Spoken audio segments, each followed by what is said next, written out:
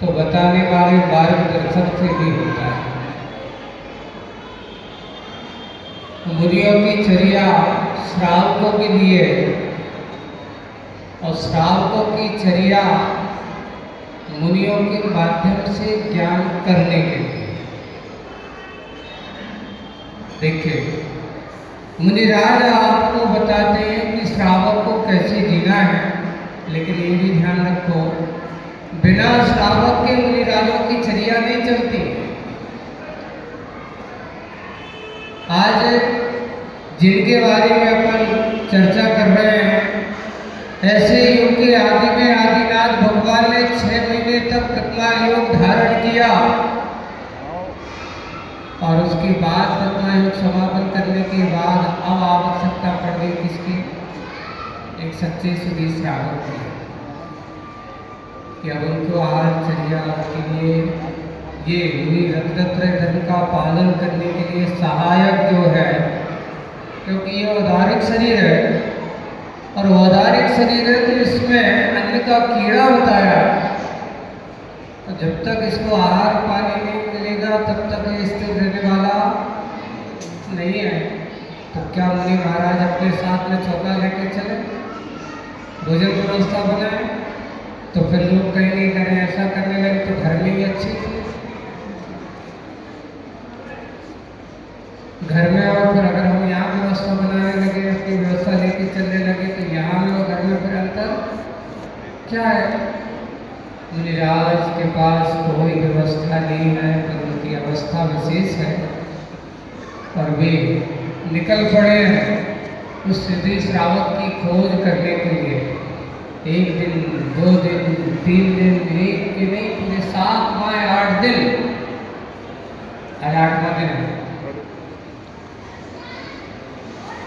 अक्षय तृतीया आचार्य भगवान की दीक्षा जो हुई थी चैत कृष्णा नवमी को, है ना, और चैत कृष्णा नवमी से 6 महीने निकाल दो कृत्मा योग के, अब 6 महीने किस में लगाओ?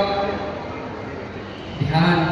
तो आज कौन सी तिथि है? बैसाख शुक्ला तीज। तो कितने हो जाते हैं?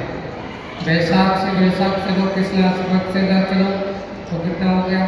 नवमी तक 7 महीने और फिर 8 दिन और, इतने दिन तक निरंतर भ्रमण करते हुए, खोज करते हुए, ऐसा नहीं दीनता, मुनिराज कभी भोजन के लिए दीनता का उपयोग नहीं करते, दया भाव किसी के ऊपर नहीं रखते कि भैया एक बुला रहा तो चले तो जाओ।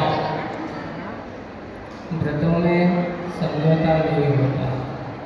और आज आदिनाथ भगवान ने युग के आदि में, और जब सब तरह से परेशान है, भरत चक्रवर्ती भी परेशान है, पूरी अयोध्या, हस्तिनापुर, जहाँ देखो वहाँ सब लोग प्रसाद में लगे हुए हैं कि कैसे भी हो भगवान का हाल नहीं हो रहा है। भगवान के मुनिराज का, ऋषभ सागर मुनि महाराज कहो, आदि सागर कहो, ऋषभ सागर कहो, आहार नहीं हो रहा, किसी भी उस समय जिसको जैसा बस चलता वैसा कर रहे हैं।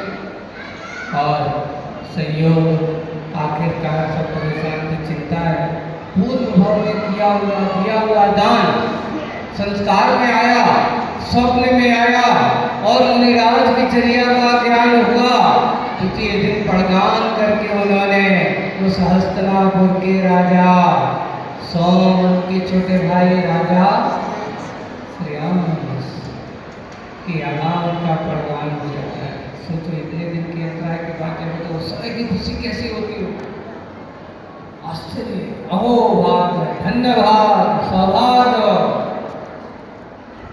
जैसे गुरु जी के आहार जिसके घर तो हो जाते थे तो लोग क्या समझते थे, वो आज तो अहोभाग्य है, सौभाग्य है कि आज के दिन और ऐसे सौभाग्यशाली महापात्र का आज हमें दान देने का क्या मिला अवसर। कैसा आज अक्षय तृतीया का महापर्व, और प्रयास करते हुए, सोच करके, विचार करते हुए और चिंतन बनाते हुए जब कुंडलपुर से महाराष्ट्र से आशीर्वाद लेकर के निकले और उनसे कहा कि कुछ समय ऐसा देखते हैं आपका आशीर्वाद जहाँ होगा, जहाँ के लोग पुण्य करेंगे, खींच रहे हो, कभी कभार मिले भी हम लोग को वहाँ। तो महाराज श्री से मैं यही कह के आया था कि देख लेंगे कुछ समय, गर्मी तो तेज ही है, तो इसी गर्मी का कुछ समय निकालने के लिए या तो विदिशा या फिर गंज वासोदा सहयोग ऐसा होगा कि विदिशा जिला तो हो गया, पर विदिशा जिले का गंज वासोदा में कुछ समय को आप लोगों को अवसर मिल रहा है। और ये अवसर पर देखो, साधु का स्वभाव ज्ञान ध्यान तपो रखता, अपना तो एक स्वभाव है, स्वयं ज्ञान ध्यान में रत रहो और दूसरे लोगों को भी ज्ञान ध्यान में लगाए रखो। और तुम लोगों को ये 7-8 दिन, अभी बच्चों की गर्मी की छुट्टियां सबकी चल रही हैं, कोई बाहर के बच्चे भी आए होंगे, है ना, बड़े बच्चे हैं, छोटे बच्चे, प्रत्येक घर का वासोदा है, जहाँ जहाँ भी है। आज अभी क्योंकि समय बहुत कम है, कल से पूरी कक्षाएं इसलिए आ रही है कि ध्वजारोहण और क्रियाएं पूरी हमने करा दी। हमने कोई बोली नहीं, सब फिक्सिंग का काम करो, दान ऐसे में अपने आप अच्छे से ये दान देखिए, बड़े बड़े भक्ति पूजन विधान हम कर लेते हैं, खर्च कर लेते हैं, प्रतिष्ठा कर लेते हैं, लेकिन ज्ञान अनुष्ठान का एक कार्य है। हमारी संस्कृति की रक्षा अगर होगी तो अपने धर्म की संस्कृति की रक्षा करने से होगी। और अगर आपके पास अपने धर्म का अपने ज्ञान होगा, तब ही अपनी धर्म की संस्कृति को सुरक्षित करने, आने वाले वर्ष अपनी पीढ़ी को नई दिशा दें, उनको समीचीन मार्ग दें, यही उद्देश्य शिविर का है। और शिविर का ये आयोजन ये 19 तारीख तक, अगले रविवार, कल भी रविवार है, परसों भी रविवार है, कल शनिवार का दिन भी बहुत अच्छा है, स्वाध्याय आदि प्रारंभ करें, कल चौथ है और शनिवार की हो तो सिद्धि योग तो स्वामी भी बन जाता है। ऐसा समय का सदुपयोग हम करेंगे और साथ साथ आपको के लिए बहुत सारी चीज़ें भी आपको समझाने की कोशिश करेंगे। क्लासें एक ही क्लास में बैठ पाएंगे, नहीं तो कई लोग कहते हैं हमारा जो यही पढ़ना बहुत, एक साथ सारी क्लास से लगना है। आपको पढ़ाने वाले बहुत सारे वृत्तिगण असंयमों के साथ आपको पढ़ाने के नहीं, महाराज लोग आप लोगों को पढ़ाएंगे, हमारे ब्रह्मचारी पहले भैया लोग आप लोगों को ज्ञान का अर्जन कराएंगे। इसलिए ये 7-8 दिन अपने आप को व्यवस्थित करके, श्राप को लिए आप लोगों को भी थोड़ा सा सो करके जल्दी उठना है। अब रात्रि में थोड़ी सी जल्दी सोने की आदत डाल लेना, इसलिए सुबह जल्दी उठ करके आप आ जाएंगे। और सुबह ठीक 6 बजे कल यहाँ आप आएंगे और आकर के यहाँ प्रार्थना से आपका शिविर की शुरुआत होगी। जिन और जो भी आपके फॉर्म हैं, आज शाम को आचार्य भक्ति होगी, आचार्य भक्ति में आप सब लोग आएंगे। पाठशालाएँ आपकी जहाँ जहाँ भी है, मंदिरों में है, वहाँ पर भी ले जा कर के फॉर्म जमा कर सकते हो, लेकिन वे हमारे शाम तक यहाँ पहुँचा दें। मंदिर समिति वाले थोड़े से आप लोगों से यही कहना चाहूँगा कि आपके एरिया में पाठशाला के बच्चे हैं, कोई भी हैं, उनको भेजने की कोशिश करना। आप अगर ऐसे समय पर अपने उनको आने जाने की व्यवस्था आप करोगे तो इससे बड़ा और कोई योगदान आपका।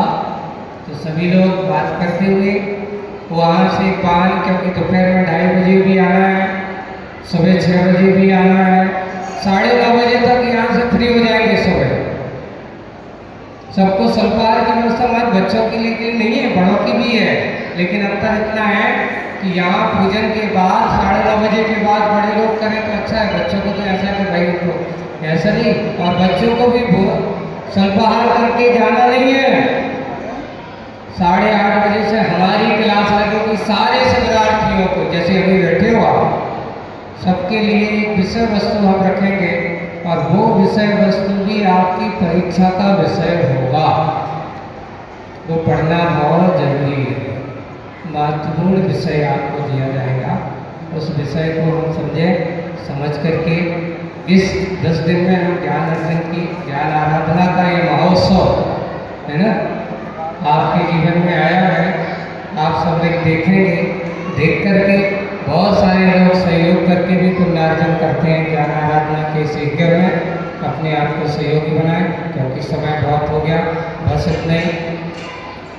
आप दोपहर में हाँ आएंगे तो महाराज अपने आप ज्ञान की प्राप्त करोगे तो ठंडाई तो अपने आप में ले जाएंगे, चिंता मत करो।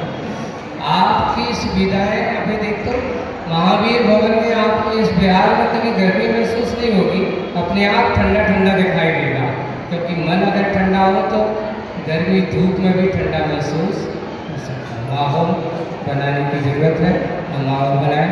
अपने अंदर के बच्चों को, कोई भी बच्चे अपने घर पे न रहें, 7-8 दिन में बच्चे भक्ति भाव के साथ साथ ज्ञान आराधना का ये कार्य करेंगे। इसी भावना से बोलिए परम पूज्य आचार्य गुरुवर श्री विद्यासागर जी महाराज की। सभी लोग काम लेकर के यहाँ से महिला मंडल वाले यहाँ पर जिनके पास भी हैं तो वो अपने काम ले जाएंगे और ले जाकर के भर करके शाम तक या कल सुबह तक, लेकिन शाम तक ज़्यादा से ज़्यादा लेकर नहीं हो गया, कल एक सुबह ले जाएंगे। क्योंकि कल सुबह क्लास विभाजित होगी। आपको तरह तरह का उम्र के हिसाब से 6 डाला वाले, अगर एक उम्र 3 वर्ग बनाए, प्रौढ़ वर्ग का अलग है, युवा वर्ग अलग है, और बच्चों वाला 15 से 25 साल वाला वर्ग एक अलग है, 25 से 40 साल वाला वर्ग अलग है, और 40 से ऊपर वाला वर्ग अलग है। यानी 3 क्लास एक साथ बैठाएंगे नहीं, 3 साथ, लेकिन एक साथ सब बैठ जाएंगे। महाराज समझ में नहीं, भीड़ में समझ में नहीं आ रहा, सबकी अलग अलग सीमाएँ, लेकिन पेपर सबके अलग अलग हो करके भी आपकी इनामें भी विशेष रूप से होंगी, बिना इनाम। और एक और बात, ये शिविर में जो परीक्षा देगा वो परीक्षा में कोई फेल नहीं होता। परीक्षा देगा तो, और परीक्षा नहीं देगा तो कोई भी इनाम मिलने वाली प्रमाण पत्र सीट तो एक पक्की, अगर तुमने परीक्षा दी है अभी से, है ना, तो वो आपको ये सब विषय करते हुए अच्छे माहौल बनाते हुए कार्य करेंगे। इतना ही। और भावना बातें हैं कि सबके मन में ज्ञान आराधना के प्रति भाव जगे। बोलो जाबानी के ज्ञान के सूर्य का